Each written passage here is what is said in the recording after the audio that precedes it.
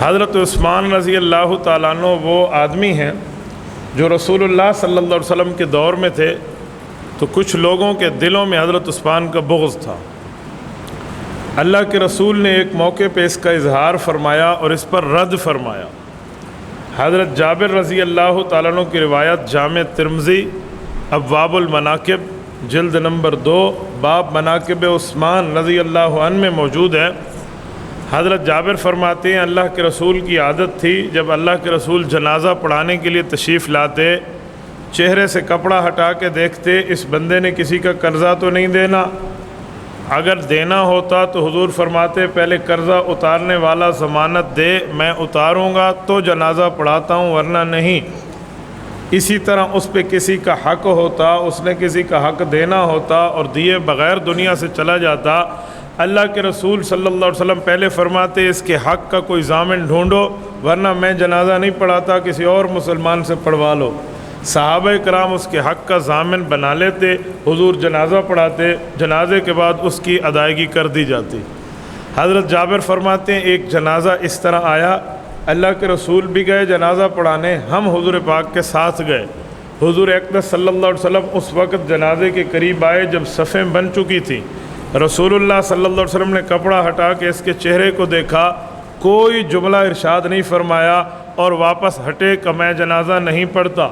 حضرت جابر کہتے ہیں میں آگے ہوا، میں نے ہمت کر کے عرض کیا یا رسول اللہ آپ کے جنازہ نہ پڑھانے کی وجہ اس کا قرضہ ہے، تو اللہ نے ان دنوں میں میرے اوپر بڑا فضل فرمایا، میری جیب گرم ہے، میں اس کا قرضہ اتار سکتا ہوں، آپ اس کو اپنے استغفار سے محروم نہ فرمائیے۔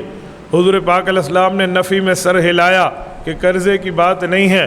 حضرت جابر فرماتے ہیں میں نے پھر ہمت کی، میں نے اگلی وجہ پوچھی، میں نے کہا یا رسول اللہ جب قرضہ بھی نہیں حق بھی نہیں دینا پھر آپ جنازہ کیوں نہیں پڑھاتے؟ اللہ کے رسول نے میری طرف منہ پھیرا۔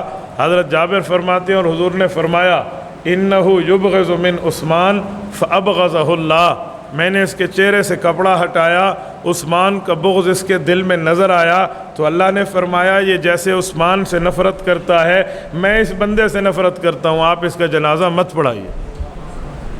یہ جامع ترمذی جلد نمبر 2 کی صحیح حدیث ہے۔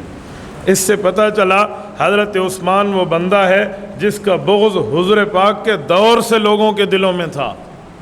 اب یہ جو دور میں تو تھا، اب اس کا اظہار بھی ہو گیا، حضور پاک نے فرما دیا اس کا بغض رکھنا غلط ہے۔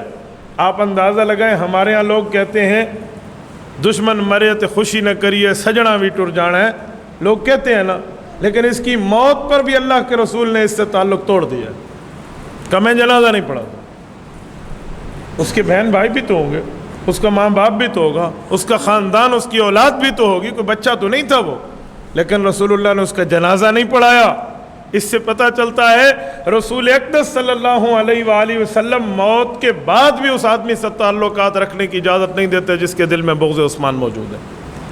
یہ اس دور سے چلا، حضور نے رد کر دیا۔ جب اس دور میں یہ عالم تھا، حضور پاک کے تقریباً 20 سال بعد جب خلافت حضرت عثمان کو ملتی ہے، اب حضرت عثمان امیر المؤمنین بن جاتے ہیں۔ اور یہاں میں ایک جملہ مزید کہوں، یہ واحد انسان ہے خلفائے راشدین میں جن کو جس وقت خلافت ملی ان کی والدہ مکرمہ زندہ تھی۔ خلفائے راشدین میں کوئی خلیفہ راشد ایسا نہیں ہے جو ماں کی موجودگی میں امیر المؤمنین بنا ہو۔